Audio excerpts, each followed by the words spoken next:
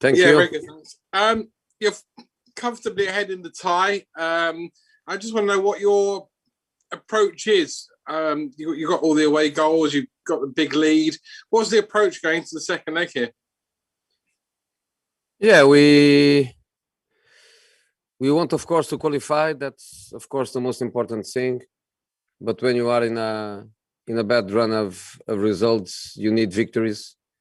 And I believe that what everybody wants in that dressing room is not just to qualify, is also to win the match.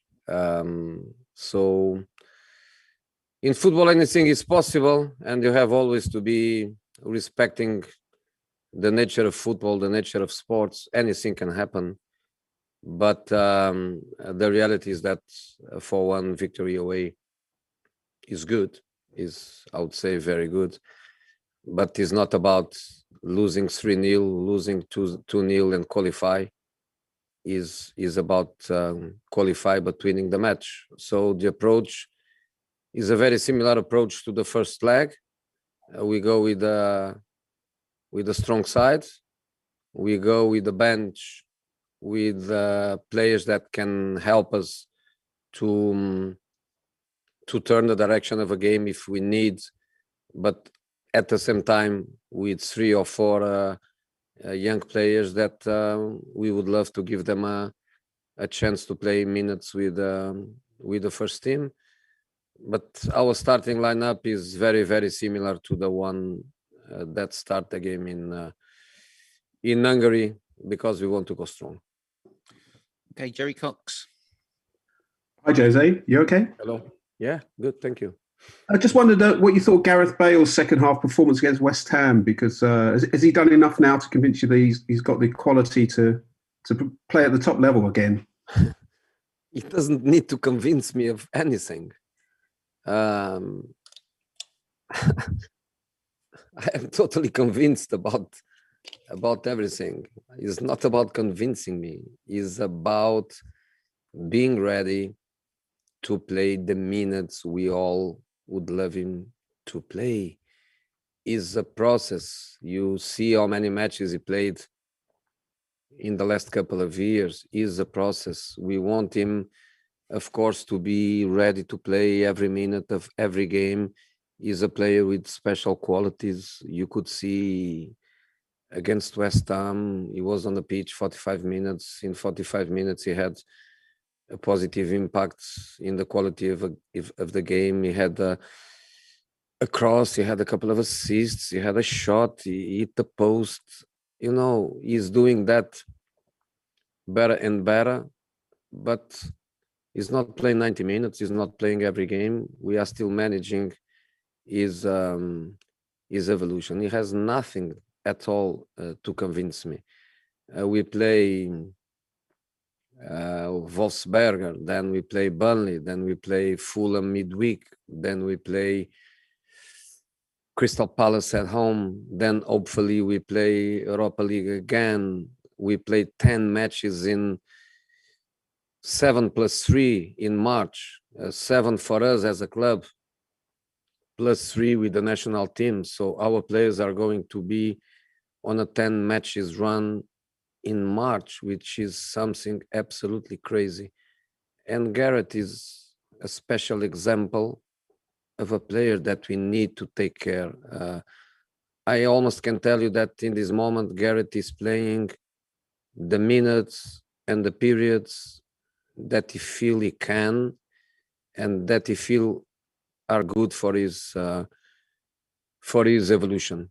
And what we want and what he wants is to be able, in this last part of the season, to play more minutes than he did, more matches than he did, and more crucial matches than he did. John Cross. Hello, Jose. Nice to see you. The stats from this, what you called just then that bad run, are pretty unprecedented for you, Jose. I mean, you're not used to this. You've always had great times during your career, and however way you dress them up, it feels a bit negative at the moment. How positive are you that you can turn around this this slump, but also that this season will end in a positive manner, bearing in mind what's still in front of you, what the opportunities are for you? First of all, is in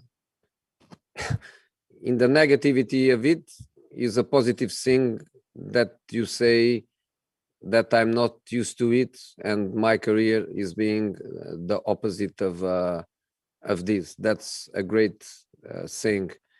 But I want to know which coach in the end of his career can say that everything was blue sky and never a little bit gray or cloudy or even dark, unless he's a coach that was always in dominant clubs where the clubs were always the top clubs in countries, and then it's more difficult to have difficult moments. But I think just show how beautiful my career has been.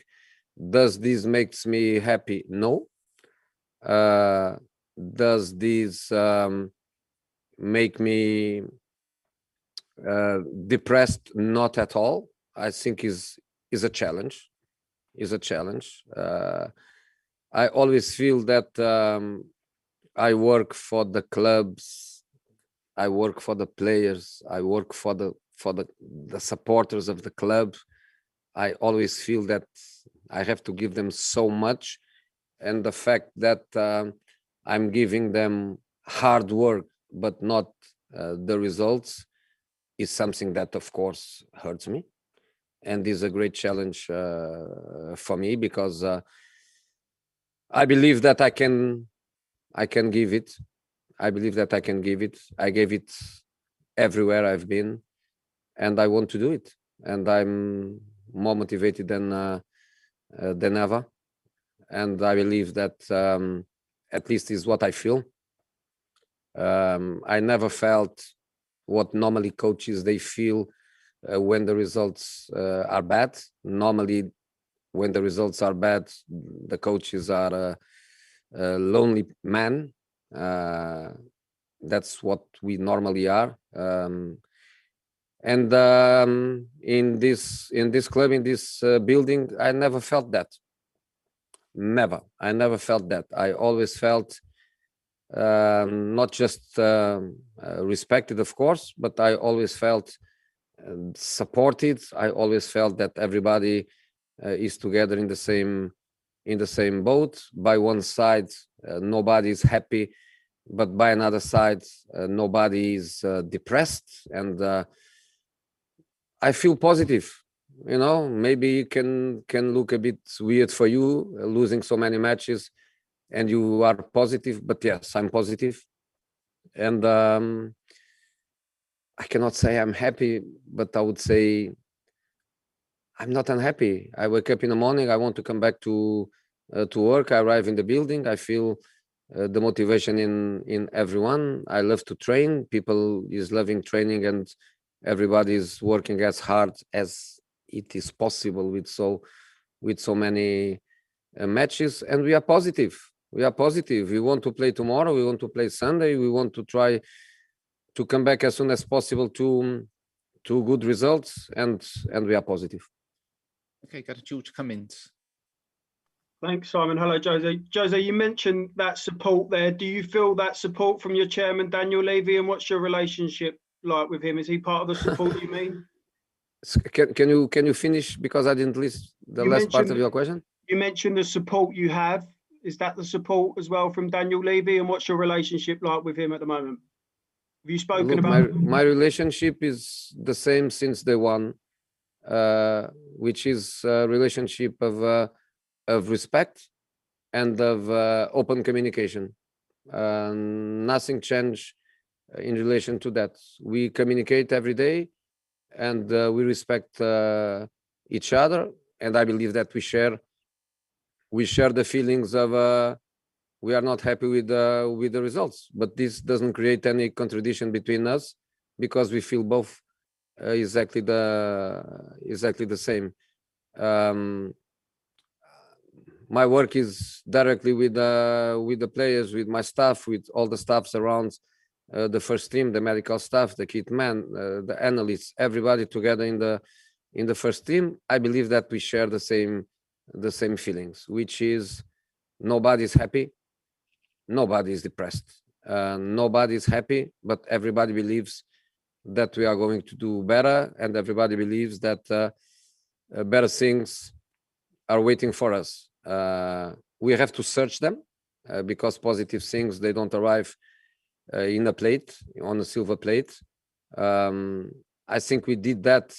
We did that we could show that in the second half against West Ham. We were in the search of every possible happiness. Happiness didn't want anything with us, but everybody was searching. And we are going to keep searching. We are going to keep digging. We are going to working hard. And hopefully good results are coming because, as I was saying, we are much better than this. Okay, Matt Law. Hi, Jose. Just to pick you up on that point on Daniel, it's clear that you do have a very good relationship with him, and we saw in the documentary how much he respects you. I just wondered, do you feel any greater debt to him to make this work than you have to other owners? Because it seems you have a very hands-on relationship, and also he did put his neck on the line a little bit for you. He sacked a very popular manager, your former Chelsea. It wasn't always popular. So I wondered if you feel a greater debt to him than maybe you have done to owners in the past. I don't know if that is the right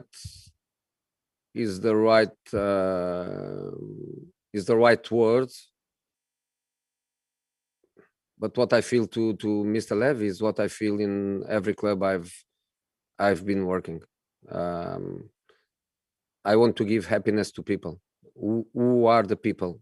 The people is the chairman or the owners or players, fans, everybody connected with the club. I always feel that I'm one of them. I work for them, and I want to give happiness to that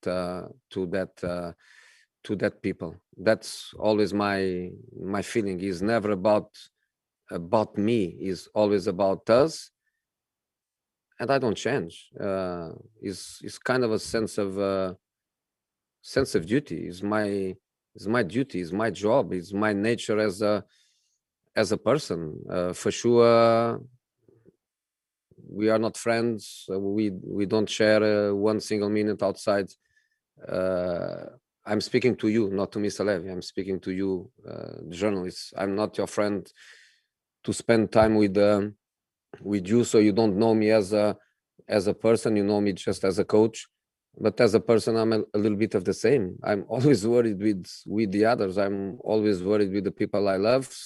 Many times, even with people I don't love. So I have this sense of I want to do well for others, and that's what I want to do. That's what moves me every day, especially after being lucky to win a couple of cups in a couple of clubs. I feel more and more a club man, and less about me. So I want to do for everyone. We want to do for everyone. Okay, Gary Cottrell. Gary frozen. Oh, no, he's there. Gary, can you unmute? Yeah, hello there. Thanks, Simon. Hey, Gary. Let's not forget, big cup final you've already made. We spent a few minutes outside press conferences. That was great too. Let's not forget the big cup final you've already made, Jose. I was just wondering, it seems Boris's plan doesn't include, at the moment, fans being allowed into Wembley. That was the reason it was postponed, of course, but just falls too soon. Although the authorities are trying to get it used as a test event. What's your feeling on it? How good would it be to have some fans at Wembley for that big cup final? Yeah.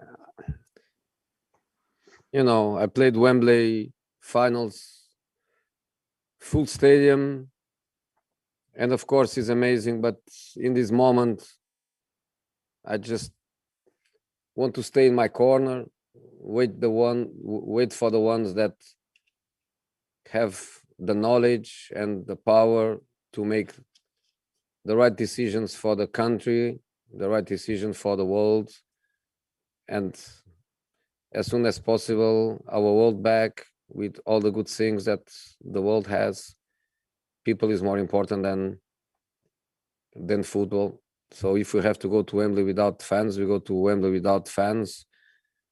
But we go to Wembley with the fans in our heart, and with the determination, as I was saying before, to bring happiness to people. We know what is to love a club. We know, all of us, we know what is to love a club, and we all know what means for people the success of that club. So when we have that final to play, we have to bring them in our hearts and to fight for them, because football is about them.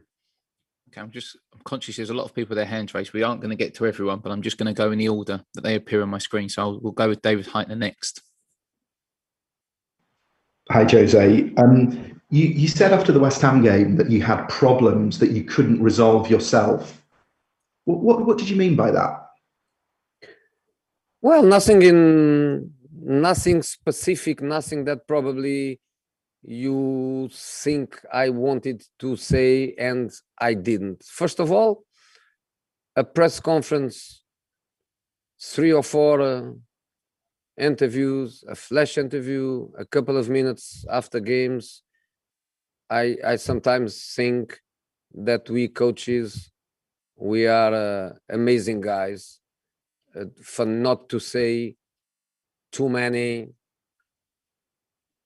I don't know if the words, I can use the word, so it's better I not use it. Too many yes, or do it away, you understand me. I think we have to be bright guys and in control of our emotions, and not to say the wrong things, because it's never easy, especially after defeat. And sometimes we say things that can be controversial. We can say things that people doesn't understand. We can say even really bad things, which was not my case. But for example, this weekend, I think one of my colleagues went a little bit too far in his words. But that's another story, because he's not Jose Mourinho. That's not a problem. In relation to my question, or to my words, it's a big frustration to lose matches, especially matches like that one.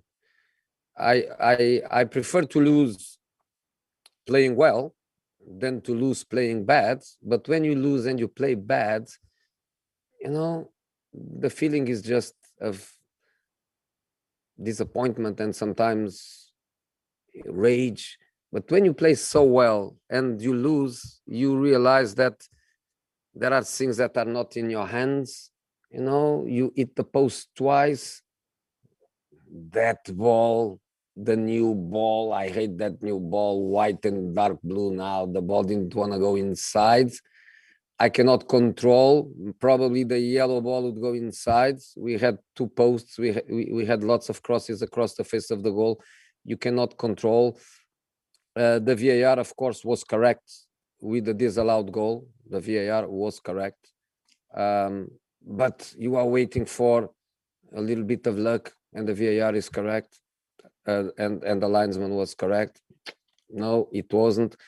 You make a mistake in beginning of second half, you make a mistake, boom, a goal. So there are things that you can work a lot, you can fight, you can analyze. There are things that are out of your control. But what can you do if you have things out of your control? Work. That's why after the game, we didn't go home. After the game, we arriving here, we went to analyze the West Ham game. So the next game we were ready to analyze with the players. Then the next day you analyze the first game against Wolfsberger, and you work again, and you split the groups, and some guys, they can train, some others, they have to recover, and you manage everything, and you speak with everyone to try to give the players the best conditions, and the sports science and the medical guys. We work a lot in this building. We work a lot in this building. And sometimes you feel a frustration, you know, you don't control hit the post, the ball goes outside, Gareth Bale shot, the goal come, you know, we make a mistake, they go there, they score. There is not a mistake that we make defensively that is not a goal. You know, we are in this moment where it looks like one mistake, one goal. You do so well, you don't score. So sometimes there are moments of frustration, and I think the post-match interview are the perfect place for a coach not to say the right things or to leave some doubts. Like today, a pre-match press conference, I think everything we say, you can follow word by word, because we are calm, no pressure, no adrenaline, but after matches, it's not easy for us. Okay, we've got time for two more. It'll be Ali Gold and finish with Matt Dunn. Ali, you're first. Hello, Jose. Hey. Can I just ask you, you mentioned a couple of days back, or maybe it was last week, about the amount of minutes you've given to all of your different centre-backs and how it's quite equal, the amount of minutes. Have the amount of games, has that kind of prevented you maybe from playing consistently the centre-back pairing you'd like, or as a back four? You know, I think we played 40 matches this season. We played 40 matches, plus some national team matches that players also had. And it's impossible to play the same players all the time. And of course, we have different competitions, and of course, we try to have some fresh players for different matches. And of course, when there is no perfection in the collective performances, sometimes you try to give some stability, but other times you also need to rotate some players. For example, Toby didn't play Sunday. He plays tomorrow. That's quite a obvious situation. Okay, we're going to finish with Matt Dunn. Matt. Hi, Jose. It's been fascinating listening to you after 2 decades of managerial experience talk about the situation at Spurs here.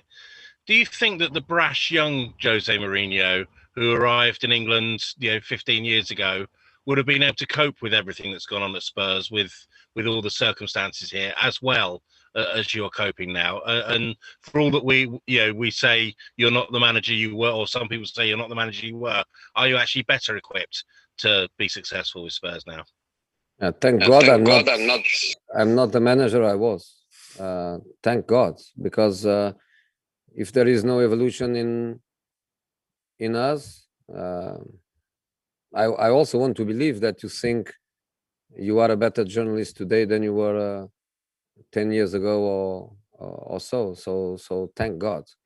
But I agree with you. Probably I wouldn't be as calm and confident and in control of my emotions, because during my career I had sometimes problems not in relation to results, because as you know, I didn't have many bad runs of results, but with day by day problems that happen many times in clubs with all of us. I reacted previously in a much more emotional way, and instead of help myself and instead of help the ones around me, I was even creating a kind of conflict situations that I had previously. So just to give you a quick example, I left Chelsea as a champion. I was champion, and I left I left Chelsea. So as an example, so maybe your age and your experience as a person and a journalist makes you realize that we people with more experience, we are better equipped to cope with negative moments. I am calm. I am in control of my emotions. I cannot switch on and switch off. I'm happy and unhappy. My nature doesn't change. I lose a game, of course I'm not happy, but maturity helps, undoubtedly helps, and I feel very, very confident, and I believe we are going to improve, and I believe that I will be in Tottenham history for the good reasons and not for the bad reasons. Okay, guys, Ben Davies will be with you shortly. Thank you very much. Thank you, guys.